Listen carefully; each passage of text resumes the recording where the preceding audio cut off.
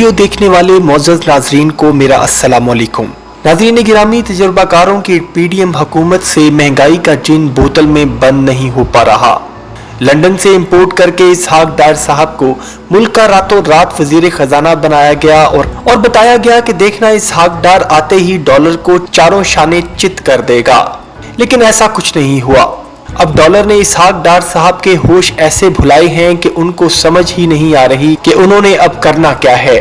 پچھلے دنوں پیٹرولیم مصنوعات میں ملکی تاریخ کی سب سے بڑی قیمت بڑھائی گئی اور 1 لیٹر پیٹرول کو 35 روپے بڑھا کر 250 روپے لیٹر پر پہنچا دیا گیا ہے۔ اور اسحاق ڈار صاحب جو ابھی تک یہ راگ الاپ رہے تھے کہ ملک ڈیفالٹ نہیں ہوگا، ڈالر انکریز نہیں کرے گا اور پیٹرول کی قیمت نہیں بڑھائی جائے گی، انہوں نے IMF کے تلوے چاٹنے کے لیے، ان کو خوش کرنے کے لیے اوگرا کی ریکمینڈیشن کے بغیر ہی پیٹرول میں 35 روپے کا اضافہ کر دیا۔ ناظرین، اگر آپ یوکرین میں بیٹھے ہوں تو بات پھر بھی سمجھ میں آتی ہے کہ آپ کی اکانومی کا جنازہ نکلا ہوا ہے اور دنیا کی سب سے بڑی ملٹری پاور رشیا نے آپ پر چڑھائی کی ہوئی ہے۔ ایسی صورت میں ہوش ربا مہنگائی ہو، پیٹرول کی قیمتیں آسمان سے باتیں کر رہی ہوں، یہ سب کچھ جسٹیفائیڈ ہے۔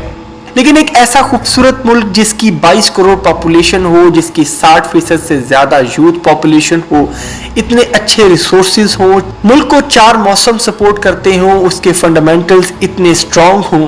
اس خوبصورت ملک کی اکانومی کو تباہی کے دہانے پر لا کھڑا کرنے کی صرف ایک ہی انسان اور اس کے گروپ کے پاس ہے، اور اس شخص کا نام ہے اسحاق ڈار صاحب۔ اور جو گروپ مسلط ہے وہ ہے نواز شریف گروپ، جو اقتدار کے ہوس کے لیے اپنے ازلی دشمن آصف علی زرداری سے ہاتھ ملا کر پی ڈی ایم حکومت بھی قائم کر چکے ہیں۔ دوستو، یہ کسی نے سوچا بھی نہیں تھا، لیکن یہ بدقسمتی ہے اس ملک کی، ہماری عوام کی نہیں۔ ہماری یہی عوام ہے جو ان کو اپنے اوپر مسلط کرتی ہے بار بار، اور انہی کے ہاتھوں کئی دہائیوں سے اپنے سروں پر جوتے مروا رہی ہے۔ پاکستان جیسے زبردست ملک کو تباہ کرنے کا ہنر اسی پی ڈی ایم حکومت کا ہی کام ہے، جو وہ بخوبی ادا کر رہے ہیں۔ اسحاق ڈار صاحب نے ایک نجی ٹی وی انٹرویو میں بتایا، جب ان سے پوچھا گیا کہ مفتاح اسماعیل صاحب تو کہتے ہیں کہ ڈالر قابو میں نہیں آنے والا، تو پاکستان کی اکانومی سچویشن بہت خراب ہو چکی ہے، تو آپ کیسے ٹھیک کریں گے اور ڈالر کو اوپر جانے سے کیسے روکیں گے؟ تو اسحاق ڈار صاحب کا جواب تھا کہ دیکھیں، میرا 30 سال کا تجربہ ہے اور میں نے کئی دفعہ IMF سے ڈیل کیا ہوا ہے، اور میرے پاس IMF کے علاوہ بھی بہت سے راستے ہیں، اور میں آپ کو یقین دلاتا ہوں کہ ڈالر اوپر نہیں جائے گا۔ لیکن اسحاق ڈار صاحب کا 30 سال کا تجربہ آج کسی کام نہیں آ رہا، کیونکہ انہوں نے ہمیشہ تاریخ میں بھی جگاڑ لگایا ہے اور آرٹیفیشل بیلون اکانومک گروتھ دکھا کر اپنا منجن بیچا ہے، اور پچھلے دور میں ان کو کوئی پوچھنے والا نہیں تھا۔ لیکن اب وہ دور نہیں، اب جو یہ کریں گے اس پر عوام اپنا رد عمل دے گی اور وہ سب کو دکھے گا۔ اگر اسحاق ڈار کی 30 سالہ مہارت کا ذکر کریں تو پاکستان کی اکانومی کو ایسی بری اور قریب المرگ حالت میں لانے کے لیے یہ صرف ابھی کے ذمہ دار نہیں ہیں، بلکہ اس سے پہلے بھی 2 بار یہ پاکستانی معیشت کو تباہی اور ڈیفالٹ تک لے جا چکے ہیں۔ اگر 1998 کی تاریخ دیکھیں تو تب پاکستان نے ایٹمی دھماکے کیے جو ناگزیر ہو چکے تھے، تو امریکہ نے پاکستان پر سینکشنز امپورٹ کر دی، اور تب PMLN کی ہی حکومت تھی اور اسحاق ڈار ہی فائنانس منسٹر تھے، اور تب پاکستان کی اکانومی کا جنازہ نکل گیا، اور اس سے نمٹنے کے لیے مسلم لیگ نون حکومت نے قرض اتارو ملک سنوارو کا نعرہ لگایا، اور یہ نعرہ بہت پاپولر ہوا، اور ملک گیر کیمپین میں عوام نے نون لیگ حکومت کو بے پناہ پیسہ دیا۔ اور اس وقت کے فائنانس منسٹر اسحاق ڈار صاحب کیا آج یہ جواب دیں گے کہ وہ سارا پیسہ کہاں گیا،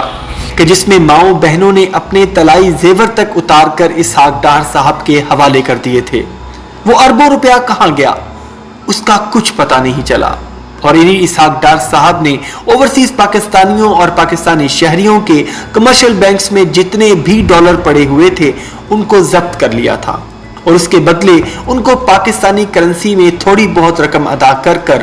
جان چھڑوا لی تھی۔ دوستو، یہ ہے وہ دوسرے طریقے جس کا اسحاق ڈار صاحب نے نجی ٹیلی ویژن میں ذکر کیا تھا، اور کچھ دن پہلے بھی اسحاق ڈار نے سٹیٹمنٹ دی کہ اسٹیٹ بینک کے پاس 3.5 ارب ڈالر نہیں ہیں، بلکہ اسٹیٹ بینک کے پاس 10 بلین ڈالر موجود ہیں، اور وہ ڈالر وہی ہیں جو عوام کے اپنے کمرشل بینکس میں موجود ہیں، جو ہر کمرشل بینک اپنے کسٹمرز کو دینے کا پابند ہے۔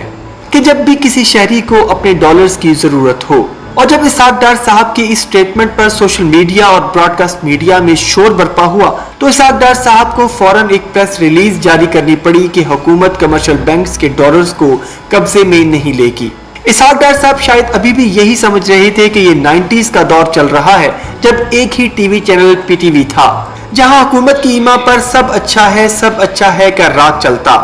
لیکن ڈار صاحب اب نہیں۔ اب آپ کو اور تمام سیاستدانوں کو ہوش کے ناخن لینے ہوں گے اور پاکستان کے لیے سوچنا ہوگا۔ ناظرین گرامی، نون لیگ ہو یا پاکستان پیپلز پارٹی کی حکومت، ہسٹری اٹھا کے دیکھ لیجئے، ان لوگوں نے ہمیشہ اکانومی کو IMF پلانز پر ہی چلا کر وقتی خانہ پوری کر کے لوڑی لنگڑی اکانومی کو سہارا دے کر اپنی جان چھڑوائی ہے، اور سیلاب جو ہر سال تباہ کاریاں پھیلاتا ہے اس کا حل کرنے کی بجائے اس کو سیاسی فائدے کے لیے استعمال کیا ہے، کیونکہ فلڈ ریلیف آپریشن میں جو لیڈر لمبے لمبے بوٹ پہن کر پہلے عوام کے پاس آٹا لے کر پہنچتا ہے تو ووٹ اس کا ہوتا ہے۔ بس ہماری عوام اسی میں خوش ہے۔ دوستو، افسوس کے ساتھ کہنا پڑ رہا ہے کہ ایسا ملک جو کبھی پاکستان کا حصہ تھا اور پاکستان سے ہی جدا ہوا اور 1971 میں ایک آزاد ملک بنا، جس کو اب بنگلہ دیش کہا جاتا ہے، کی اکانومی پاکستان سے زیادہ مضبوط ہو چکی ہے، اور مغربی پاکستان کے سیاستدان اور ڈکٹیٹرز مشرقی پاکستان کے لوگوں کو ٹکے کا نہیں سمجھتے تھے، ان کا ٹکا آج روپی سے زیادہ طاقتور ہو چکا ہے۔ جی ہاں، یہ ایک حقیقت ہے، اور بے شک اعمال کا دار و مدار نیتوں پر ہوتا ہے، اور بنگالیوں نے نیت صاف رکھی، ملک کے لیے سوچا تو آج اس کی اکانومی پاکستان کو منہ چڑھا رہی ہے۔ اور شرم کی بات تو یہ ہے کہ ہمارا ازلی دشمن بھارت اور وہاں کی پبلک اب سوشل میڈیا پر باقاعدہ ولاگز بنا کر پاکستان کی بری اکانومی کو ڈسکس کر رہی ہے، اور ہم پر اور ہمارے سیاستدانوں کی اہلیت پر ہنس رہی ہے کہ آخر کیا وجہ ہے کہ پاکستان ہمیشہ IMF سے مانگتا رہتا ہے اور یہ ہمیشہ سے قرضے میں ہی کیوں ڈوبا رہتا ہے۔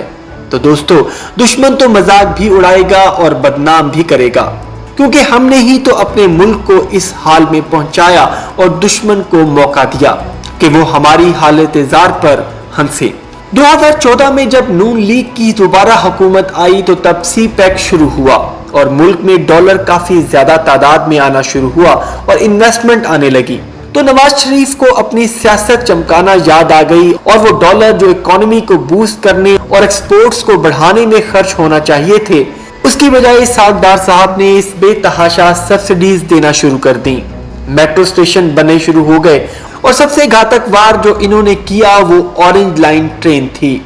جو ملک کے دیگر صوبوں کا بجٹ بھی کھا گئی اور ڈالرز بھی، اور جس کو آج بھی بھاری سبسڈی پر چلانا حکومت کی مجبوری بن چکی ہے۔ اور اگر اس پر حکومت کی سبسڈی اٹھا لی گئی تو یہی اورنج لائن ٹرین کی ٹکٹ اتنی مہنگی ہو جائے گی کہ عام انسان اس کو افورڈ نہیں کر پائے گا۔ تو یہ تھی نون لیگ حکومت کی ترجیحات اور اسحاق ڈار صاحب کے معاشی کارنامے، جس کے ہاتھ میں اب ایک اور مرتبہ پاکستان کی معیشت آ چکی ہے اور اب اللہ کے حوالے۔ مزید ایسی ہی اپڈیٹڈ نیوز ویڈیوز کے لیے ہمارے چینل کو سبسکرائب کر لیجئے۔ اپنا بہت سا خیال رکھیے گا۔ اللہ حافظ۔